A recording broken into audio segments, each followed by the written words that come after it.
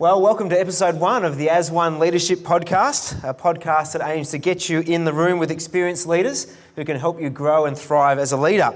I'm Luke Williams from Follow Baptist Church, and I'll be your host for the podcast today. And we're delighted to have our first ever guest on the podcast, Pastor Mark Connor. Mark has been involved in church leadership for over 3 decades. He's a very gifted leader, speaker and author who brings a wealth of knowledge to everything he does. Mark took over the senior leadership of City Life Church from his father, Pastor Kevin Connor, in 1994. There's about 1,500 people at the church at that stage, and it grew to about 6,000 people over 22 years as he led that church. That was over 4 locations and about 11 services every weekend. In February 2017, Mark transitioned out of the role of senior minister at City Life, where he did serve on staff for 32 years, and he's now giving his life to training, writing and coaching others towards greater fruitfulness. Mark has a genuine love for people and a passion to help them grow and change, and so we're really excited to have him on the podcast. And so welcome to the podcast today, Pastor Mark Connor. Thank you very much. It's a real privilege to be here and looking forward to sharing with you. Yeah, it's great to have you with us. Just reading through your bio, it's quite a journey you've been on over many years, and it must be a bit of a whirlwind in some ways. Yeah, I think when you look back, it kind of makes a bit of sense. You know, I wore a few different hats, played in a number of different roles and ministry opportunities, and enjoyed all of them and learnt a lot along the way. So it's been great, yeah. Yeah, excellent. So we started Follow Church about 3 years ago, and it's grown a fair bit in the last 3 years, which has been great, and we're very thankful to God for that. But with that comes a lot of pressure and a lot of responsibilities and increasing complexity, and it'd be good to get in your head a little bit and hear a bit about the journey and how you cope with some of those things. Yeah, for sure. No, I look forward to talking about that. My dad used to say the reward of work well done is more work. Yeah, absolutely. Never ends, does it? No. Not this side of heaven anyway. And I think, it's an amazing journey. So you're obviously very well known for leadership. It's something you've done a lot of raising teams and working with many people over many years. And so really, as someone who's universally respected in that space, really hoping we can dig into some leadership stuff tonight and hopefully learn some stuff that's helpful for us that are here, but also for people that are listening or watching the podcast in the future, whenever that may be. And so I thought it'd be good to start by asking how you would define leadership, and I guess more specifically how you define spiritual leadership. No, it's a great question. I think at its basic level, leadership is about influence. It's influencing those around about us in a positive manner, hopefully. And so I think at that basic level, everyone is a leader. We all influence people. I like the analogy of you can be a thermometer. A thermometer is a reactive instrument. So if the room's warm, the thermometer goes up. If the room's cold, the thermometer goes down. But a thermostat is a proactive instrument in that it influences the environment. So if it's too cool in the room, you turn the thermostat up and it warms the room up. If it's a bit hot, you turn the thermostat down and it cools it down. And so I think leadership is a bit like that. Instead of just reacting to what's happening, we might come into a cool situation and we can warm it up. Yep. Or we might come into a heated situation and we can just do our best to cool it down. So I think leadership is about influence. Spiritual leadership is about seeking to be an influence for God. To actually bring about what God would want. Jesus himself said, your kingdom come, your will be done on earth as it is in heaven. Everything's going okay in heaven. There's no problems there. It's on earth. So how can we see what God wants done here? And leadership is a part of that. Yeah, right. I remember learning that lesson early on at a church that had multiple campuses. And you'd preach at the main campus and everyone was responsive and warm. And then you go to some of the other campuses and there was one guy that used to fall asleep in the back row every time. And I had to learn to preach to a room where they weren't very responsive. Okay. And so what you said, I think the thermostat is very helpful, that leaders adapt to their environment. Even Paul had someone fall asleep in his sermon. He did, and he died, didn't he? He fell out the window. Again, I think Paul preached till midnight, so maybe he went a little long. Yeah, well, not that far off, so who knows, tonight we could get there. Hopefully none of these people die tonight. That'd be great. Very good. So can you think of any great leaders that you looked up to particularly as you were growing as a younger person in ministry and coming through the ranks? Yeah, look, I grew up in a home where my parents were good role models and positive examples and people that were the same at home as they were in public. So there was a real integration between what they said and what they did. I also was privileged to have some great positive influences at school, in sport, basketball coach, a music teacher, and then the church I was a part of had a great youth pastor. And so I grew up under some really good leaders. Probably at the time I just thought it was normal, but looking back, I was influenced by some people that led really well. They were secure. They believed in people. They gave people opportunity and room to grow. So you catch a lot just by being around other people. Yeah, absolutely. So I think one of the first commandments in Genesis is to be fruitful and then multiply. So you come into leadership like you have, and you've got to lead, but part of that is training up leaders. And so over the years, what are some of the things that you look for, some of the qualities that I guess you desire in leaders that you're looking towards? Yeah, it's a good question. I like the story of David. David was a person that no one was really looking at necessarily. He was kind of out in the field, and yet God noticed him, and other people started to notice him too. And there's an interesting little description in 1 Samuel 16, 17, 18, somewhere in there, where it says, David, he's a man after God's own heart. He's skillful in playing, because remember, King Saul was looking for a musician, and the Lord is with him. And I actually love those three things. I think it's our character, who we are, our heart. So you're not looking for perfection, but you're looking for someone with the right heart, the right attitude. Skill is also important, And David wasn't practicing his C scales when that demonic spirit was coming on Saul, Like he already knew how to play. So you're looking for someone that's got some ability. But I love that little phrase, the Lord is with him. There's just something different. It's a touch of God, anointing are some of the words that we use, but it's just that sense of there's something special about that person. There's a God dimension in their life. And so you're looking for those three items, at least in potential, when you're looking for leaders. Yeah, so have you, over the years, found that easy to spot? Do you spot it pretty quickly? And do you think that some of it's natural gifting, or do you think those things can be developed as well? I think it's both. I think some people, you just observe those things. You watch the way they hang around people. You watch the way they interact with people.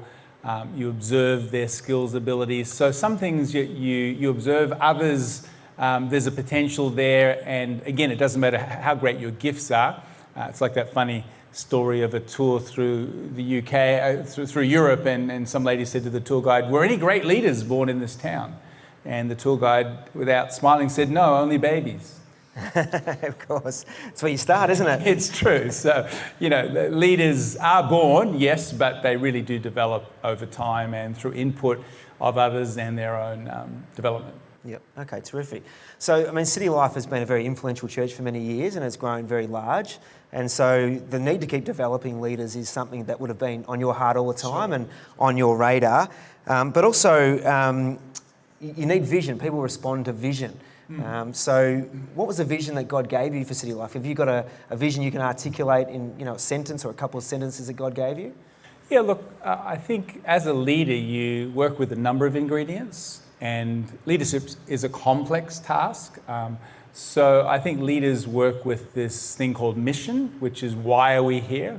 Every leader, whether you're leading a sports team or a not-for-profit or a business, you need to know what's your mission, why are we here?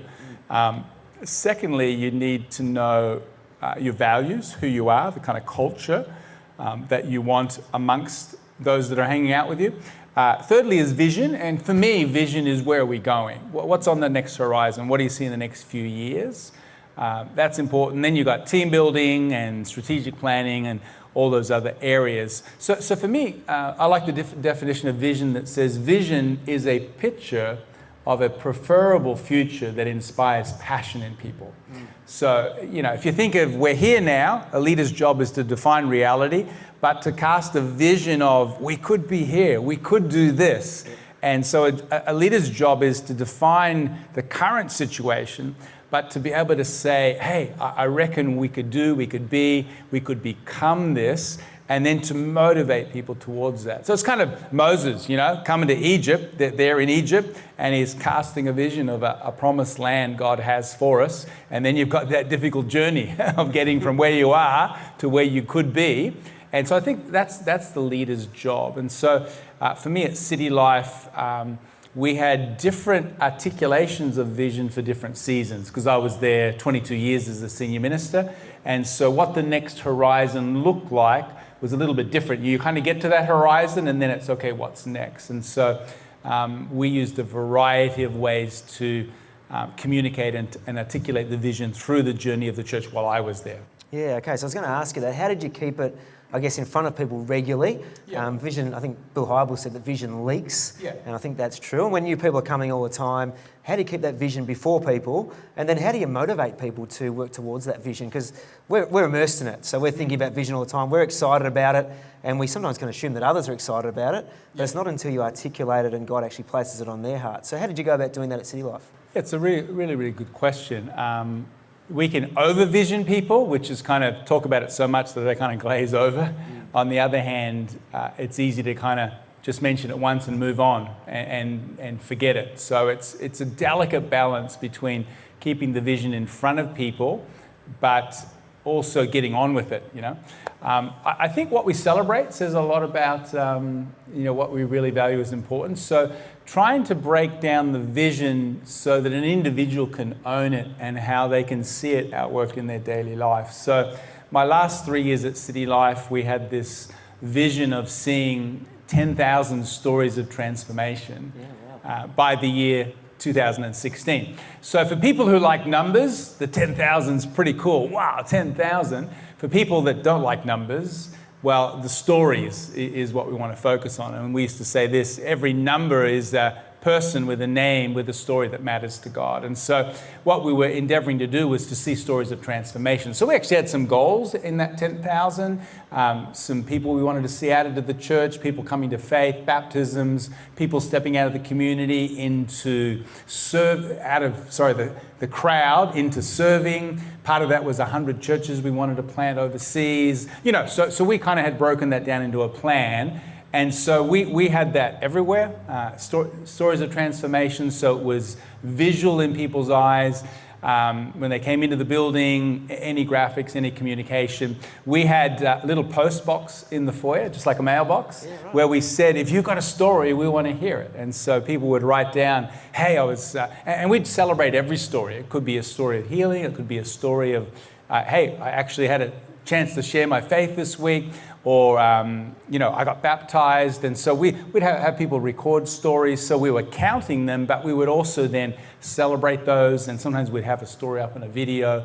And so what you're celebrating is communicating to people what you really value. So that's just an example of, it's a big vision, but ultimately, how does the individual say, well, how's this my vision? I think testimony stories are very inspiring, aren't they, for a lot of people? So that's really good. That's very, very helpful. One of the challenges of growth in a church is, I guess, a dilution of culture. So you took on a church that was about 1,500 people, so it would have had an established culture, and I imagine you probably went about changing some of those things and growing some of those things. But then as more people come all the time, vision leaks, but culture can leak as well. And so one of my favourite leadership quotes is Craig Rochelle, and he says, culture is a combination of what we create and what we allow. Can you think of examples of ways that you created culture? And on the flip side, also some of the ways you, I guess, went about protecting culture once it was there. Yeah, I think it's a really important thing, and I think Jesus did this really well. You'll often hear him saying, it used to be said, or it's been said, but I say to you. Or he'd be picking up his disciples. I love some of the stories when they're off to do some meetings at a village, and there's some kids running up to Jesus, and the big 12 disciples says, hey, get those kids out of here. And Jesus rebuked them. He says, hey, let the kids come, They obviously didn't value children. Jesus did. Another time they're arguing about who's the greatest and who's going to sit, on the front rows. And Jesus says, hey, look, out in the world, that's the way it is, but not in my kingdom. So I think articulating the culture you want is very important, but then you have to continually reinforce it, both by your example, and I would just say to any leaders listening into the podcast today, who you are has your greatest impact. If I say to my kids, don't yell, well, what's going to happen? I mean, I'm saying the right thing, but they're looking at how I'm living. And so I would say to any leader, what kind of a group do you want? What kind of church do you want? If you want an enthusiastic church, guess what you have to be? You can't just preach on enthusiasm once a year. Yep. If you want a prayerful church, you got to be that. So I would say articulate your values, live them out, and get your core team to be living them out. And then you have to make those adjustments, just like Jesus did, and say, hey, listen, that's not the way we do things around here. Because what you just said, if you allow it, you actually reinforce it. Yeah, absolutely. So what you tolerate, you endorse. Yep. And I remember someone saying you don't reproduce what you say, you reproduce who you are. Yeah. And I think that's really important. You Yeah. want, if you want a church to be a way, you've got to actually lead that way, don't you? Yeah, exactly. Yeah, no, that's really powerful. Excellent. So, obviously, in a big church, you need a lot of effective teams, and so you need to keep building teams all the time. And there's always people coming in and people taking a rest and all those sorts of things. Can you share some tips with us for building effective teams? Yeah, look, I think it starts with, again, Jesus is our example here. It starts with gathering people. I think if you're going to build a team, you just got to get around people and be the kind of person people like to be around. You can learn a lot just by hanging out with people.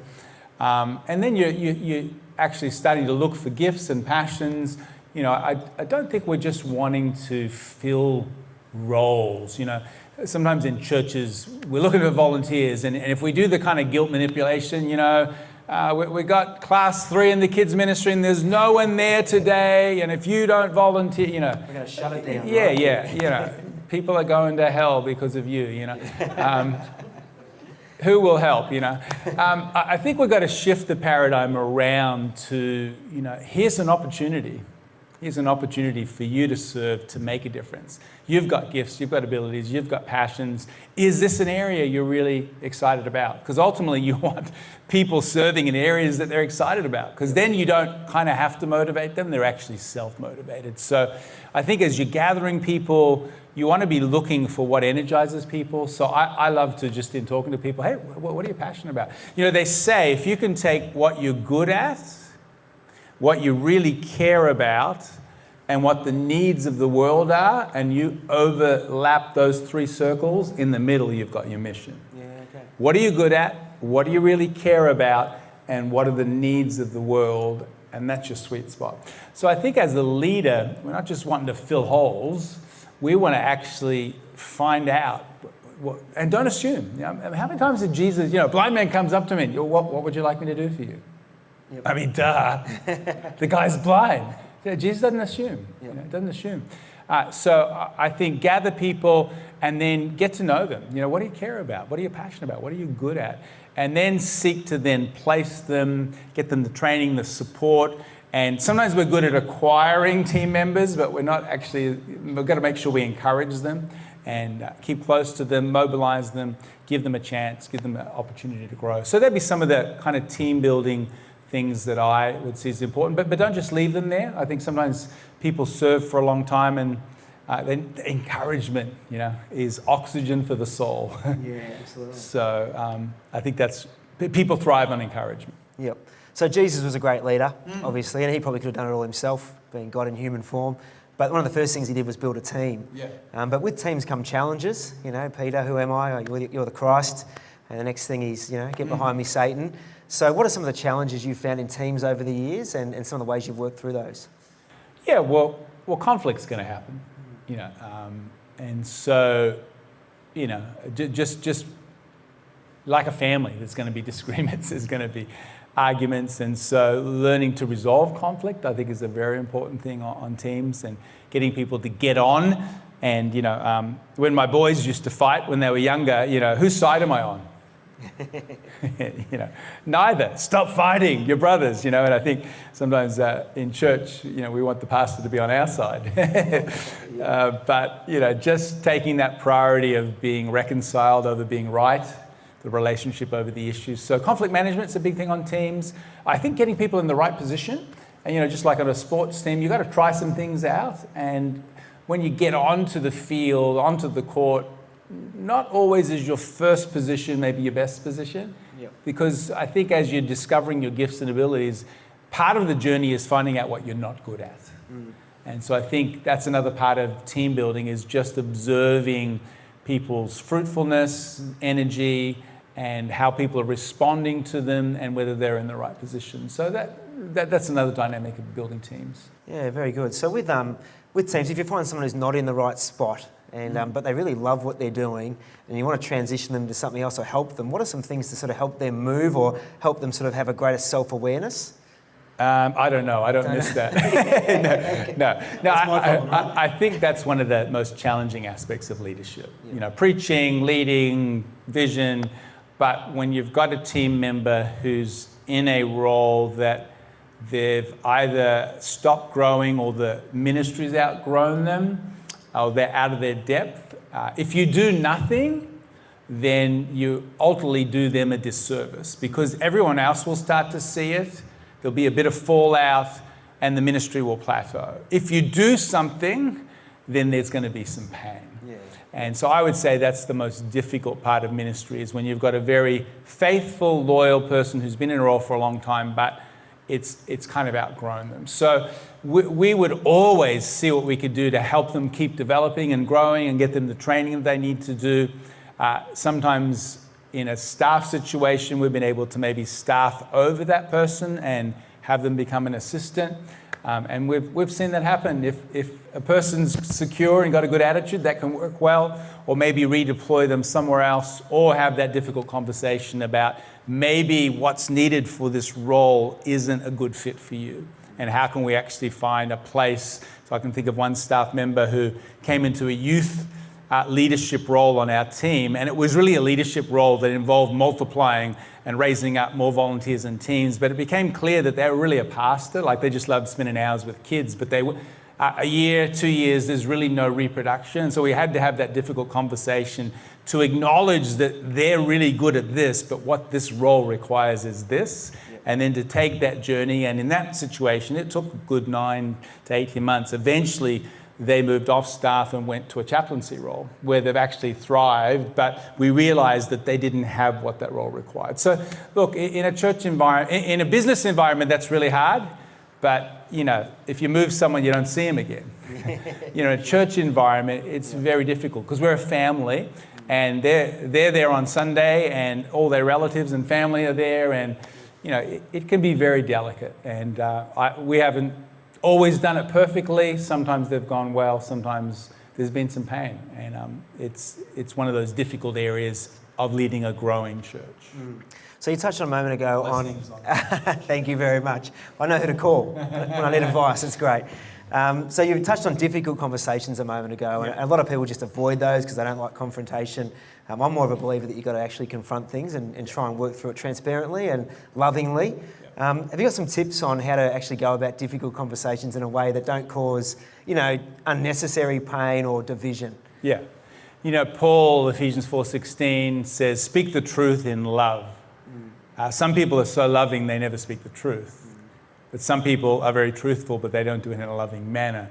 So that's a delicate balance, to be truthful and loving. So, look, I think ultimately, if people know you have their best interests at heart, that you really love them as a person, as an individual, that's a great starting point. And so you're talking about an issue, a gift mix, a fit, a fruitfulness conversation. You're not attacking the person. I think that really, really helps. I think asking a lot of questions is also really good, Luke, as in, you know, how's this going for you? Are you enjoying what you're doing? What do you love about your job or your ministry? What's frustrating for you, you know? So sometimes drawing them out and finding where they're at. If they see it, it's a lot easier. Yep. If they realize I'm a bit out of my depth, or, man, I say this on your dashboard, there's 2 gauges. There's fulfillment and frustration. And they're always moving, always moving. If frustration is higher than fulfillment continuously, that's a really dangerous place to be. Yeah. So if someone actually sees it, it's a lot easier. If they don't see it, then you've got a job to kind of define reality for them. We did find in our City Life context that we used to have every staff member have what we call personal and ministry goals for the year. And they would be part of their team goals and church goals. And it wasn't just numeric, it would be to maybe increase the prayer life in our team, and and some personal growth. And they would help to shape that. The good thing about a written plan is, you know, if you're playing basketball but there's no ring, everyone's having a good time, but you don't know how you're doing. Yep. Because it's a lot easier. It's a lot easier, but you can't say to someone, you know, you're not doing a good job. What do you mean? We're having a fun time. So the benefit in having a written plan is, as you coach that person through the year and then halftime, you can actually say, well, hey, this isn't happening, so tell me a bit about it. You know, is the goal too high? Is your strategy, have you not been working at it? You've got something objective, something tangible. And so you do that year after year, it becomes pretty clear whether someone's actually good at what they're in that role to do or they're not. And it makes the conversation not easy, but easier. Yeah, I love what you said about questions. I think questions disarm and they draw you out and they help you with self-reflection. So I think asking questions is a really good bit of advice there. So that's good. So you've led a really large church. You've had a growing family.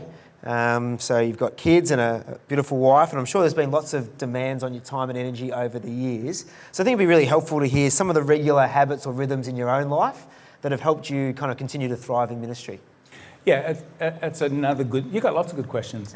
I would say this, I think one of the most important things for leaders is having a theology of self-care. There's a little interesting story in Acts 20, verses 28. Paul is leaving Ephesus, he's been there for 3 years, had his biggest impact in the city there. And he gathers the elders and we have a little final speech there. And in the middle of the speech he says, "Take heed. Keep watch over yourselves and the flock of God." It's very interesting, the order. Take heed, look out for yourselves and the people, the sheep, the flock of God. Most pastors are so busy looking after the flock that they neglect themselves. And so in Australia, without depressing leaders listening today, Roland Croucher estimates there's 13,000 ex-ministers in Australia today. Wow. That's 13,000 men and women that once had a passion, a vision, but have dropped out of the race.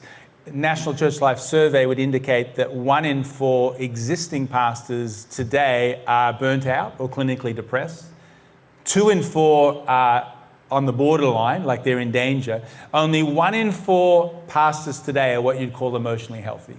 They're looking forward to the weekend. They haven't thought of resigning this week. Yeah, right. So all of that should tell you the fine print. Ministry could be hazardous to your life. So what that means is, unless we have a theology of self-care, the ministry environment can eat you up. It doesn't mean pastors or ministers work harder than other people, but there's some unique aspects about being a pastor or in church ministry. It's never done. There's no boundaries unless you make them. You know, if you listen to Talkback Radio, usually on Friday, someone's going, "Thank God it's Friday." Pastors are going, "Oh God, it's Friday," you know, because the weekend's coming, you know. Anyway, so all I'm saying is the best gift you can give those following you is you being a healthy leader. Yeah. And so self-care has to be a priority. You know, if you go on an airplane, there's that little safety spiel that we all listen very carefully to. In case of an emergency, an oxygen mask will fall down, and who do you put it on? Yourself. If it was a Christian pilot, they'd say, put it on your neighbor. No, put it on yourself, because if you're not breathing, you're not good to anybody. So that was a long answer to a short question. I think for leaders, it's not selfish to look after yourself. Yeah, because when you're in a good, healthy state, in love with life, in love with God, in love with your family, you're able to be a blessing to others. And that doesn't happen accidentally. I've got a great book called How to Avoid Burnout, which I share 5 habits for being a healthy leader. Yeah, fantastic. Shameless. That's good. You've got to plug it. It's going to help people, so it's good. Yeah. I heard John Tyson on a podcast recently talking about, someone asked him, what's one thing you've done well? And he said, I've always done rest well. And he said the reason was before he went to ministry, he'd go to pastors' conferences and there'd always be that speaker that talked about how they burnt out. Yes. And he thought, well, I don't want to do that. And so from the very start of his ministry, Sabbath was always something he did well. And he said, I came to realise it was me practising the sovereignty of God.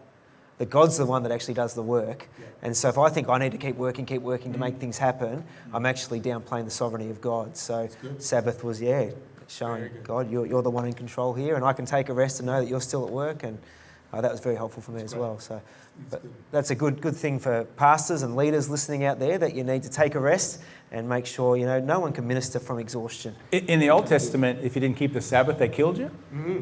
Nowadays, we just kill ourselves. Yeah, absolutely, all the time. That's the 13,000 people. There you go. Yeah, absolutely. Very good. Okay, so a growing church brings lots of joys and challenges.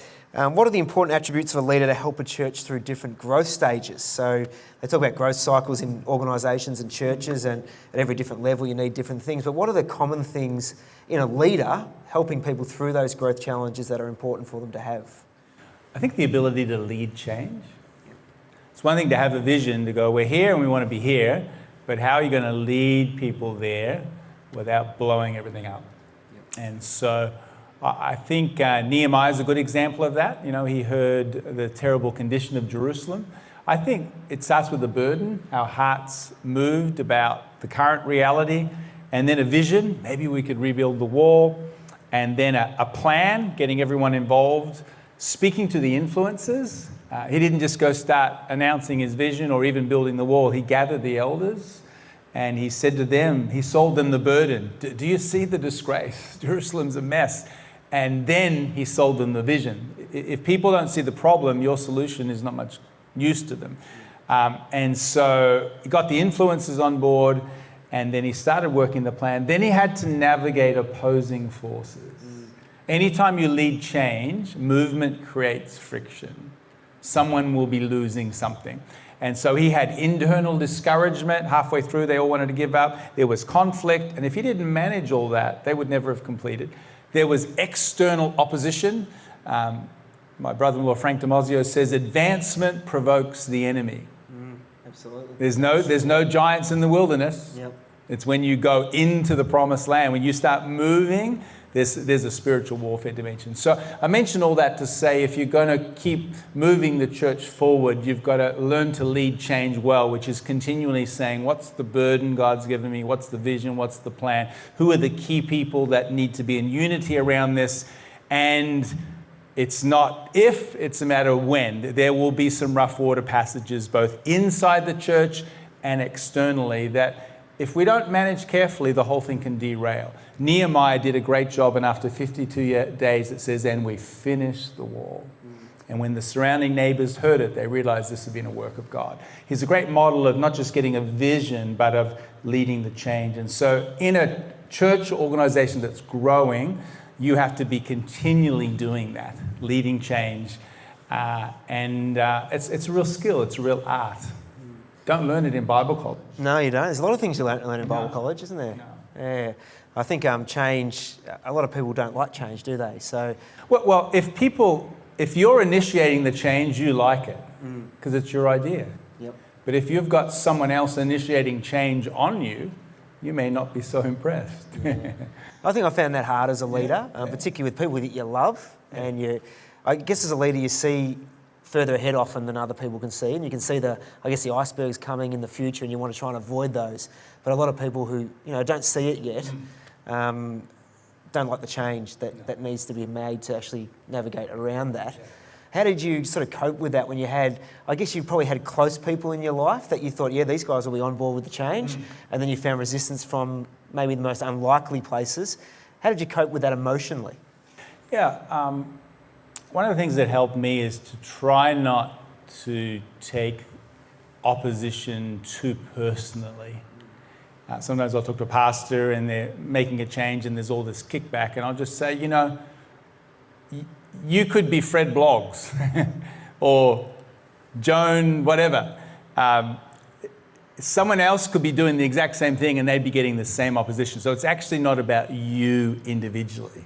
It's not a personal attack. You just happen to be someone that's moving a sacred cow or killing a sacred cow, and therefore you're getting some kickback. So, we made so many changes at City Life. I mean, we inherited a fairly conservative Pentecostal church. Everyone on stage wore a suit, wore a shirt and tie. If you were a guy, even the drummer had a tie on. Yeah. I remember the first Sunday I preached without a tie. Was God going to show up? So he did, yeah. I just use an example, but lots of things we changed, and some celebrate them, some kind of kick back on them, and so you just got to know it's the right thing. Change for change's sake is kind of crazy, but if change is for the better, change is for good, then you got to believe in it, and then you also want to take feedback too, because sometimes your overall direction is good, but have you thought about this? Have you thought about that? And so, criticism can actually be helpful. And you always want to be going, is there some truth in this? Could we do this better? Have I seen everything? That actually makes you a better leader. Yeah, I think Bill Hybels once again said, look for the kernel of truth in the criticism. And so someone can say, you're the worst person I've ever met. And, you probably realise that's not true.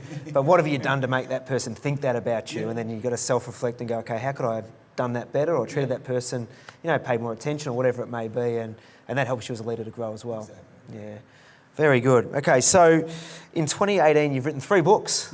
That's a great effort. So I guess you've compiled a lot of wisdom over the years and you've put it together now on paper. So that's great. So the 3 books, the first one is Money Talks, which was endorsed by Tim Costello, Craig Blomberg, John Tyson and others as well. The second one was How to Avoid Burnout, 5 Habits of Healthy Living. And the third one was The Spiritual Journey, Understanding the Stages of Faith. And so you're able to tell us why you chose those 3 subjects and just a little bit more about each of the books. Yeah. For me, when I write a book, I don't sit down with a blank page and say, I'd like to write a book today. What will I say? All of my books have been me taking material that I've taught that has been helpful to people and me going, you know what, this seems to be really resonating. And so I think it'd be good to take this material and shape it into a book. So it's more of an editing job. So for instance, How to Avoid Burnout, I've been doing some training seminars with pastors for quite a few years. I do about a three-hour seminar on how to keep fresh in ministry. So I took that material and expanded it and put that into a book. Money Talks, again, I jokingly say, most pastors get a little nervous talking about 2 topics, sex and money. I'll leave the sex talk for Luke, next podcast. Yep. So over the years, I've done a fair few messages on money, not just giving, but saving, living within your means, those kinds of things. So took a bunch of those messages and I've found that is a very helpful book for people. And then The Spiritual Journey, Stages of Faith, is again a very interesting concept that your spiritual life is like a journey with highs and lows, twists and turns. And none of our journeys are the same, but there's some similarities. And so the book puts together a bit of a map of how the spiritual life often goes and endeavours to be a bit of a guide to people to understand some of the times in your life when you wonder, where is God and what is going on? So I set a goal for this year to write 3 books, and so managed to do that. Well, you said before goals are important. If you don't have a goal, you don't hit them, do you? So goals aren't God, but they're good. Yep. Yeah, very good. So where can people get hold of those books if they want them? Yes, so those books are available in Australia from Word Bookstore, so word.com.au. If you go to Word Books shop online and just put my name in, Mark Conner, and it's C-O-N-N-E-R, not O-R, not O-R-S, like Jimmy Connor's tennis player. So Mark Conner, if you just put my name in the search engine, you'll get all of my books there. I've written 7. Also, if you're into Kindle, Amazon.com. All of those books are on Kindle. So again, Mark Conner, I've got an author page there.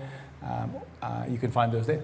Yeah, very good. Well, this has been super helpful. Good. Really appreciate you taking the time to be able to share with us. And we could speak for hours and hours. Maybe we'll do that another time. But it'd be good to finish with some quick fire questions. Sure. So I've got 3 really quick questions and just a short answer would be fine.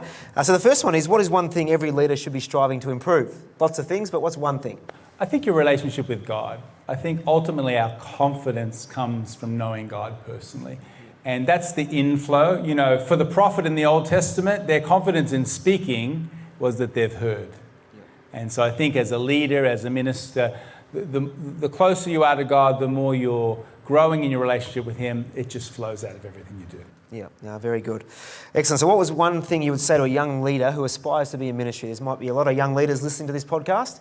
What's one thing you'd say to them at the start of that journey? I would say it's all about the people, and never forget that. We can get caught up in our skills, abilities, knowledge, organisation, plans, but ultimately it's about the people, and it's about our genuine love for people. I said, preaching at your church recently, you'll never hear a letter from Paul in the New Testament, I hear you've broken the 200 barrier, Nothing wrong with numbers. There's a whole book of numbers in the Bible. But he will say, I hear your love that you have for one another is growing. So I just say to young leaders, when it's all said and done, when your life is over, it's about the people you've connected with and loved genuinely. I think that's what life is all about. Yep. So we've heard 7 amazing books today that we can get hold of. Yeah. But outside of your own books, what's one book that you've read as a leader that was really helpful? Yeah, just depends in what area? The Leadership Challenge is a business book by Kouzes, Kouzes, I think is the surname of one of the authors. It's an outstanding book on the whole leadership process. So if anyone's interested in in leadership, although it's a business book, has a lot of application to churches and not-for-profit organisations. It's a very good book. Fantastic. The Leadership Challenge.